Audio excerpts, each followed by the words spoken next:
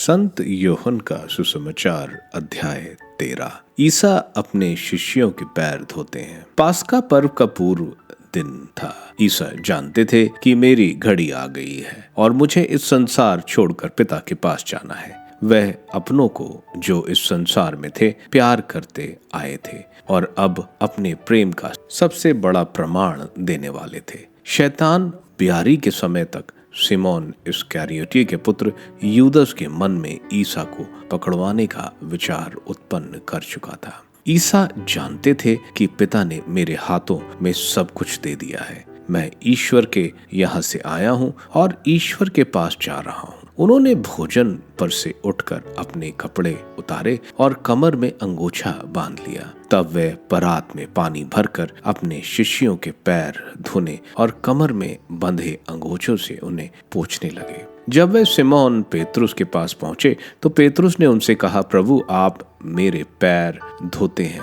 ईसा ने उत्तर दिया, तुम अभी नहीं समझते कि मैं क्या कर रहा हूँ, बाद में समझोगे।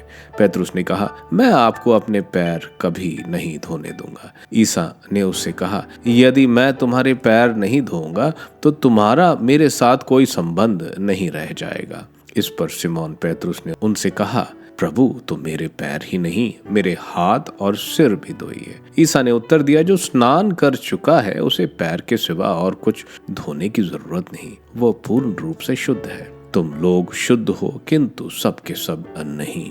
वे जानते थे कि कौन मेरे साथ विश्वासघात करेगा, इसलिए उन्होंने कहा, तुम सब के सब शुद्ध नहीं हो। उनके पैर धोने के बाद वे अपने कपड़े पहनकर फिर बैठ गए और उनसे बोले, क्या तुम लोग समझते हो कि मैंने तुम्हारे साथ क्या किया है? तुम मुझे गुरु और प्रभु कहते हो और ठीक ही कहते हो, क्योंकि मैं वही हूँ। इसलिए यदि मैं तुम्हारे प्रभु और गुरु ने तुम्हारे पैर धोए हैं तो तुम्हें भी एक दूसरे के पैर धोने चाहिए। मैंने तुम्हें उदाहरण दिया है, जिससे जैसा मैंने तुम्हारे साथ किया है वैसा ही तुम भी किया करो। मैं तुमसे ये कहता हूँ, सेवक अपने स्वामी से बड़ा नहीं होता और न भेजा हुआ उससे जिसने उसे भेजा। यदि तुम ये बातें समझकर उनके अनुसार आचरण करोगे तो धन्य होगे।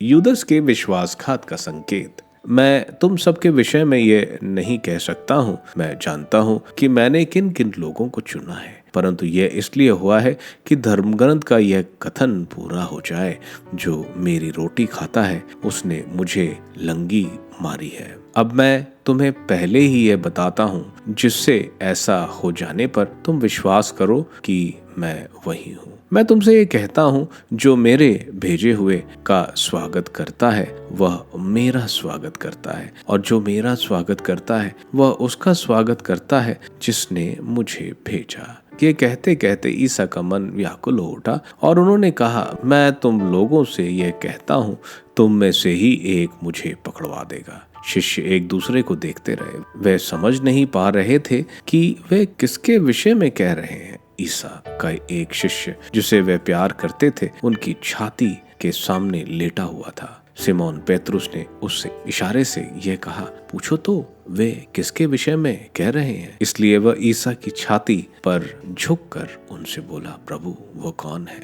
ईसा ने उत्तर दिया, मैं जिसे रोटी का टुकड़ा थाली में डुबो कर दूंगा वही है। और उन्होंने रोटी डुबोकर सिमोन इस्करियोती के पुत्र यूदस को दी। यूदस ने उसे ले लिया और शैतान उसमें घुस गया। तब ईसा ने उससे कहा, तुम्हें जो करना है वह जल्दी करो। भोजन करने वालों में कोई नहीं समझ पाया कि ईसा ने उससे यह क्यों कहा। यूदस के पास थैली थी, इसलिए कुछ लोग ये समझते थे कि ईसा ने उसे यह कहा होगा कि हमें पर्व के लिए जो कुछ चाहिए वह खरीदना या गरीबों को कुछ दान देना। टुकड़ा लेकर यूदस तुरंत बाहर चला गया। उस समय रात हो चली थी। प्रभु की नई आज्ञा।